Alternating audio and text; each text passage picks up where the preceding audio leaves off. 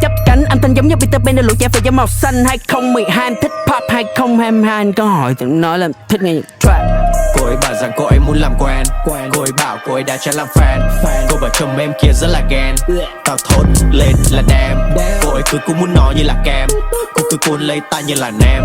Có một phát cô ấy kêu là Đi cái OT đi. Em yêu là bảo anh ký tên mỗi khi cọc bến. Anh bước chậm rãi như là ngôi sao nhạc sến. Mang dây chuyền lớn đeo thêm cả khuyên tai. Bộ đội anh khuyến mãi như làm em quyến luyến mãi. Hell yeah, em yêu con thích được cưng chiều chập lại.